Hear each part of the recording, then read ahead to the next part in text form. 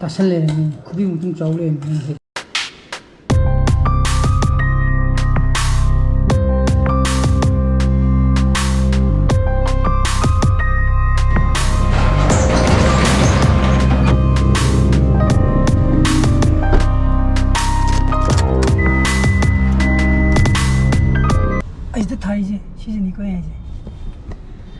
Garage no parking in front hai bako kushi lambi ge thopom da no parking thara ga ju heta khamjan ba yawi ba dukan man ba jane ba ko dukan haji dukan hang dana solo laga lebe ta man ba jane koi satar jina adu tha da di ya de si u da ba mi dum yaw du ni ko dum mamang dum khamjan ma dum yaw du ni.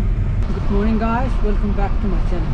My very adana ma ta pangai ta thadar ge ko thadar muga ai halane ba ai halaga ai di kazamun da ma gi sil sara ba le sa ge songi na kanda yung ije yor oijaro kari oijano yang kumandro moje khangi kumandra ne to kaido gi yung no khandi pa yang sana yung ije ko sona kanda railing gi tap da yung ije nge ko hari ngang da thong da ubudi urong ni ma ji reflect da yang ni ya adana kari gi no di khangdre yang kung na yung ni je so ma pai thu ki da na thari ai ora mo he ni thapti sai di yung dre da na sai di yo nang da oh sai di som di yung ta ri ni ne ha adana ko e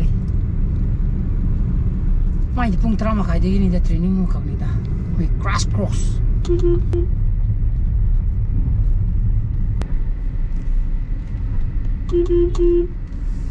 ai ma thada biram me adu magi aina sil sani have do stamp sil do kona sara ge na tora ba haji yumda sing la ka da lai bune ba adu lambi da sing do lai de haire ko bana ko ba mathan to go ren question ba question ba do ke no to ne ba ko mathan to do war ne ba do na sil do ren kona sara ju ai khala ba do na haji yumda tare ko na haida ra ge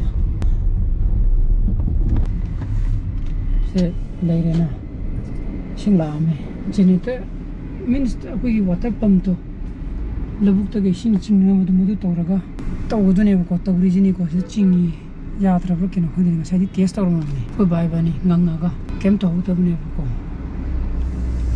hi chingbu ma le gari ju ku ne tawri je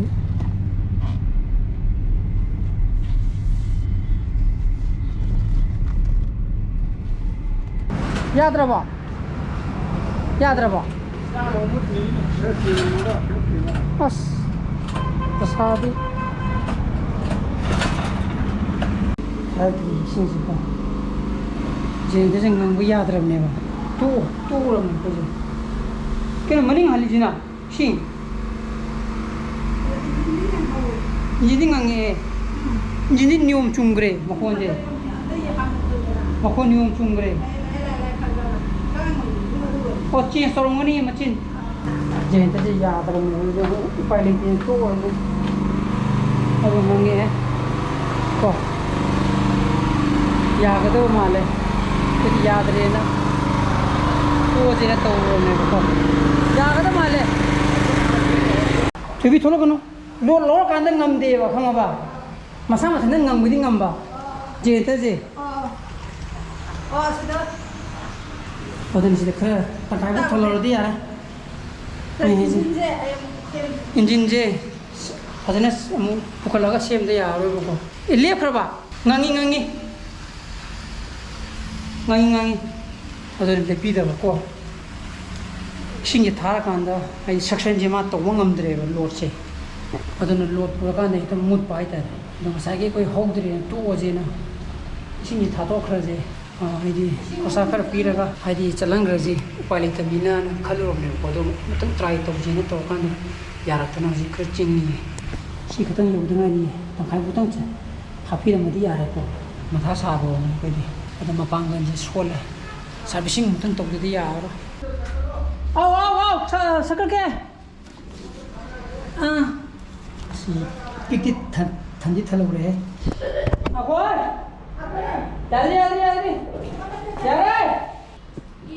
Sina picti thalo re ko ai phadana chene ta ye yarak thana iru jana be sing lai thok na mai ta na be sing buk lai ru ni ko thoro ta dhan cha natra bo ha sanu pa lo khala masai ba na la ba ka ni thong hang udam ni bo ngang thong hang dia thong hang bi ra ma di phani da Hangdre, sana pagi chicken lebih kia bo. Thong lo la, kita rabu sana ngarang jo hangde ya. Oh, adu ka haji. Sana pa ngai kan school da ko. Ai di angang nupi masama theng na ba. Cha ko mani class 5 kai ha ba ko Melina. Ai di kaka mirang hom na tra ko pai ta re. Ai jing kholi ai di moi mama ga ju club yeng mini kholi na sungwari to pai ta re ko. Adana yam ngai gra ko. Saya baga wari chanaram bado ha ba nang ai gadi unera ga bana thol gi dena ada bana amu lepthar ga wari sani deni adan cha gumne ko class 5 kai ha Melina ya school degi adan nungai swaina sum mai di thengna ba se ko nan du ju ko kina boni yum de la mi dena adan masai ising hona ba da grang ge tap ta gre ji yum ala ga sak sa tho ga Ada longda siet lu kya? Kande ko masih di oksa kya? Itu nama saya na. Mungkin orang thabak sabak kanda ok dere sana ba ko oksa kya na ko. Pung diri piru mai te lu dengar pung teret ta sangra. Mai tu jana. Mo. Ada tak kakak aja. Pujari je ini oi duri ko. Aduh gini. Petra. Tak permana tak tiba. Ko ma ko ba di sak sak ra moi ni sida nga ko ta ne ba me no ida sam nang na bu thong ni ba ni de sing sai ising i ba ni ne matha sa de di jinete ya pom ya de ko mai to ko na sing sai de pom ya de ko ai ni mi ga khur ham na ba sing bu he lai ru du ne ba mai ta na ba ko mai to de na bi di sgyan ta gyan taslak teram ne du sina sina labak phaw de yare dana watapam do aduna semjel ani mathang langje kanda thu bi do no ta ka kala jeta bra theng ge mani pung tere ta sangra ok tu di chi no soi lo re thom bo ho ai na khawi che ga pa bi wa ka tani da ta ku ni ma ta ku ni ko ai di thom wa hai ke ba do ba ko sigi burner gi de connect toriba burner ha ga tsi motok si sai gi mu ya da masa matan na oi nok se hai da gi bu na gas se tharu ya da ko ana haju puti ya re dan tin kan ta wi ge si da ko mai on den ge ha ga ha ni ni se gi ro te asale se ini mana tak ada. Jangan peluk je.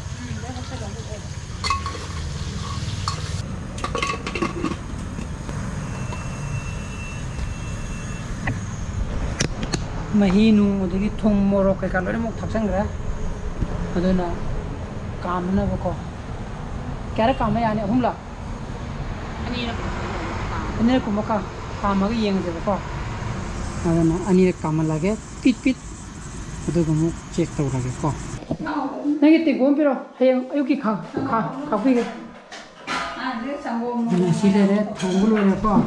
Luar sakar lagi. Tunggu mintrang sakar. Itu kamu ngasih thak ada blog tu joi kau udah nih editor lebih kok. Jadi orang ini tu nih teman sih itu. Kapan itu bro? Tunggu leh. Wah kapan itu? Saya di caption ni penyam jauh ni, tasal le ni, kubi mungkin jauh le ni, kubi ni mungkin jauh ni pun. Cathar lagi, kisah ni, siapa pas kuncalam dah ikut. Sampai lagi sumber.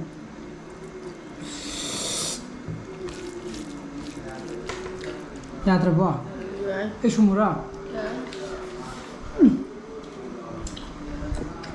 How here?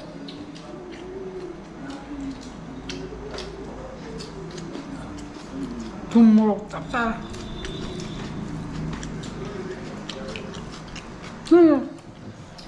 Chúng nó vô à?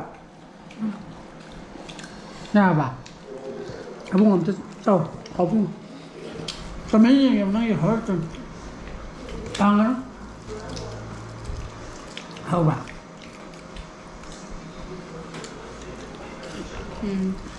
ꯑꯗꯨꯝ Aduna ma'am Siyempre sa gaya sa Aduna yung nasi vlog din tayo sa jalaga ay vlog pa mo gadi like to video mo share to video ano views o video subscribe to video mo kung sana ba video so please be safe and be happy bye bye good night ciao